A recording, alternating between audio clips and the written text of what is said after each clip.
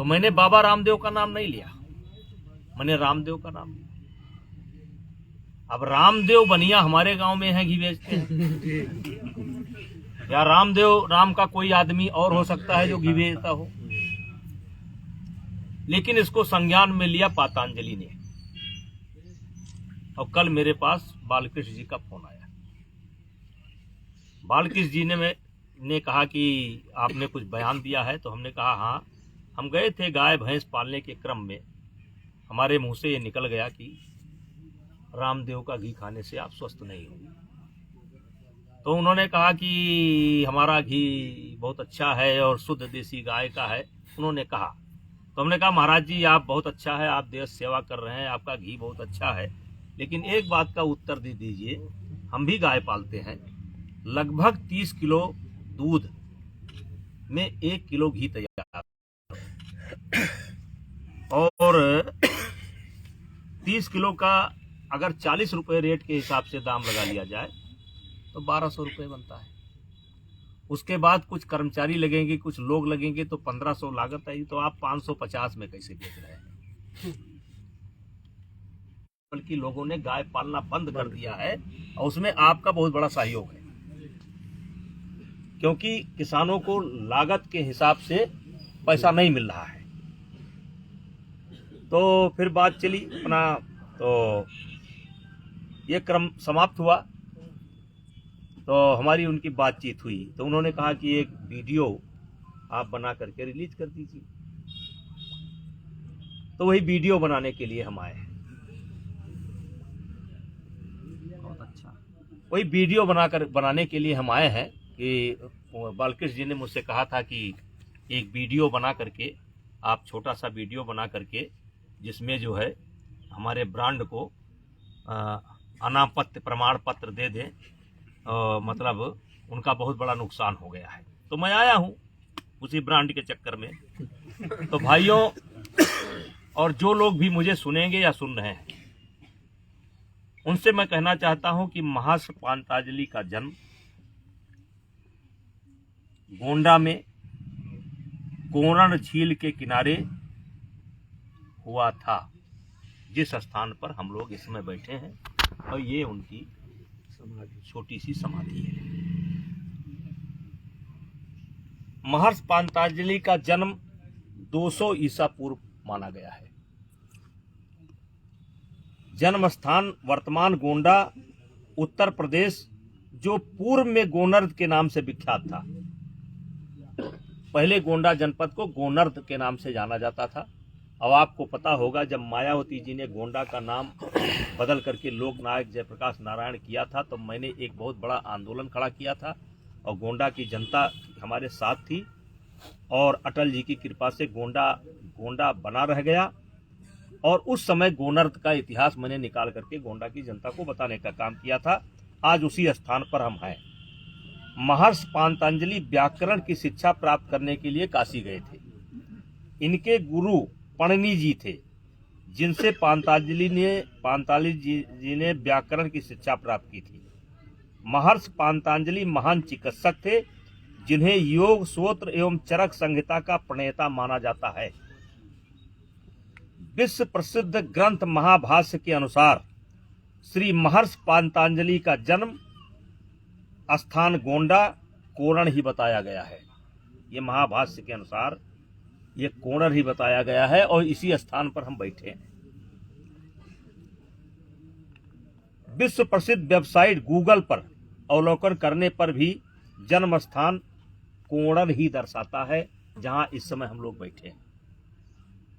राजा भोज ने पतंजलि को तन के साथ मन का भी चिकित्सक बताया है। राजा भोज ने पातंजलि जी को तन के साथ मन का भी चिकित्सक उन्होंने बताया है।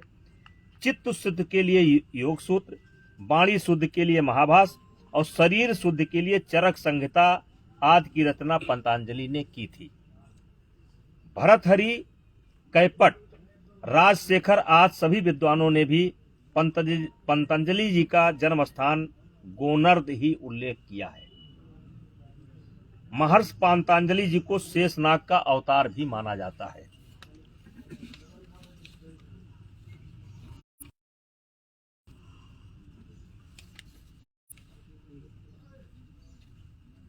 सनातन संस्कृति और हमारे ऋषि मुनि हमारी पूंजी है।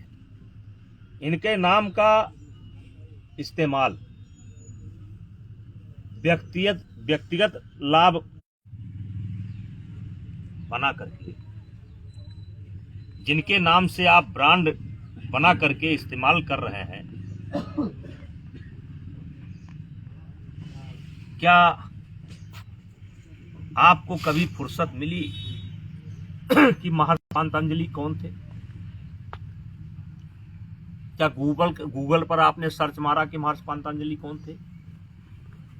क्या महाभाष्य में देखा आपने कि पातंजलि कौन थे? और मुझे जहां तक जानकारी है कि आप गोंडा आए भी थे।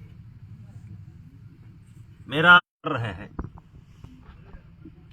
क्या आपको कभी फुर्सत मिली कि जिनका नाम जप करके आप अरबपति हो गए, खरबपति हो गए, दिन दुगुना, 4 गुना, 5 गुना, 6 गुना, 7 गुना, 8 गुना आप बढ़ते जा रहे हैं? क्या आपको कभी मौका मिला कि यहाँ आए? और मैं पूछना चाहता हूं कि आपको अधिकार क्या है इस नाम का इस्तेमाल करने का? किस अधिकार से आप इस्तेमाल कर रहे हैं? इस नाम का इस्तेमाल आप किस अधिकार के साथ कर रहे हैं? उनकी जन्मभूमि के लिए आपने किया क्या है? जन्मभूमि के लिए आपकी करने की योजना क्या है? और जहां तक जो लोग भी मुझे सुनेंगे या सुन रहे हैं, मैं उनको बताना चाहता हूं, ये जिस धरती पर हम बैठे हैं इसका नाम है गोंडा, और प्राचीन में नाम था इसका गोनर, और ये अयोध्या राज्य का ही क्षेत्र रहा है। गोनर शब्द की उत्पत्ति मानी जाती है कि अयोध्या राज्य की गौएं यहां चरती थी, और ये भी माना जाता है गऊ रहती थी, और कुछ जंगलवासी जैसे थारूवाद कुछ गरीब लोग रहते थे, और यहां पर या तो संत रहते थे, यहां तो सन्यासी रहते थे, यहां तपस्वी रहते थे।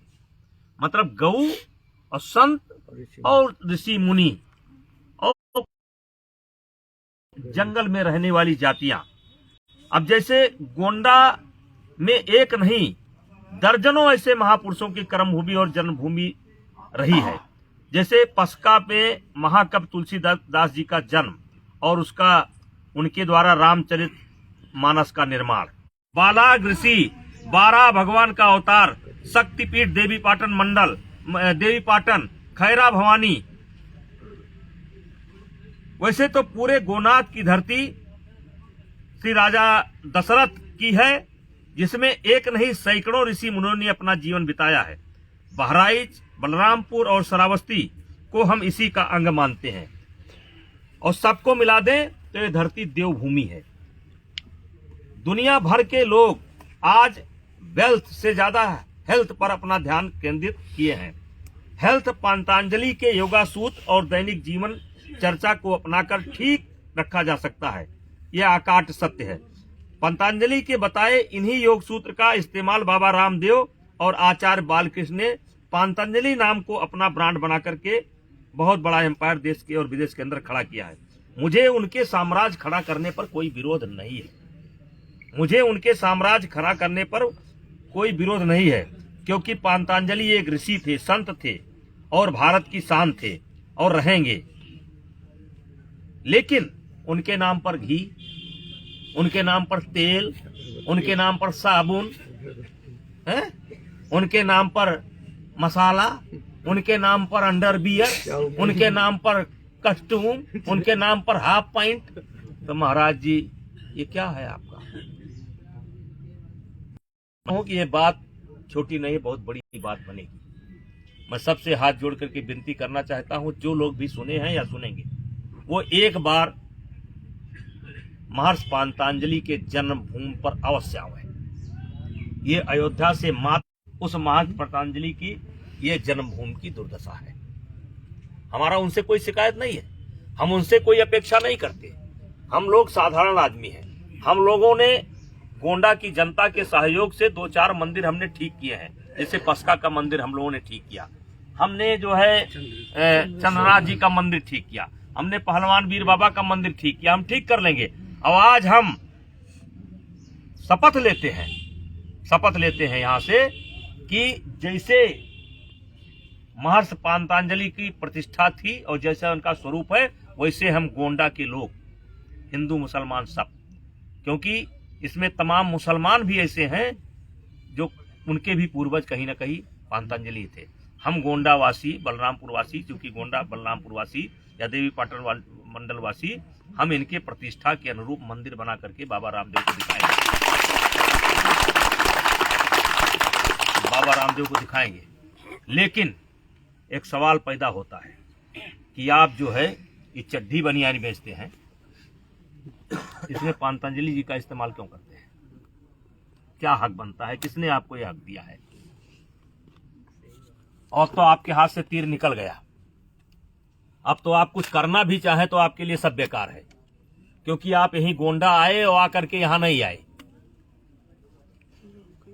और रहा सवाल आपके घी का, तो आप बेचे, मुझे कोई आपत्ति नहीं। आपका घी असली है कि नकली है, ये फैसला जो लेबोरेटरी है भारत सरकार की, उत्तर प्रदेश सरकार की, उत्तराखंड सरकार की, उसको करना है। मेरे पास कोई लेबोरेटरी नहीं कि मैं जांच करूं। लेकिन हाँ, ये आम चर्चा जरूर है कि आपका घी ज्यादा दिन टिकता नहीं है। ये आम चर्चा है, ये टिकता नहीं है, बहुत जल्द खराब होता है। मैं उस पर बहुत सवाल नहीं उठाना चाहता हूं, लेकिन मैं साथ ही साथ ये भी कहना चाहता हूं कि इस ब्रांड का, इस नाम का इस्तेमाल अपने ब्रांड में बंद करिए। आप अपने नाम से अपना ब्रांड बनाइए। इसके लिए जरूरत पड़ेगी तो मैं अपने लोगों से बात करके, गोंडा की जनता से बात करके, भविष्य में जरूरत पड़ेगी तो एक बहुत बड़ा आंदोलन खड़ा करूंगा, और जरूरत पड़ेगी तो कानूनी पहलू से भी समझा जाएगा कि आपको ऐसे बड़े महापुरुष के नाम से चड्ढी बनियाइन और जो है असाला मसाला बेचने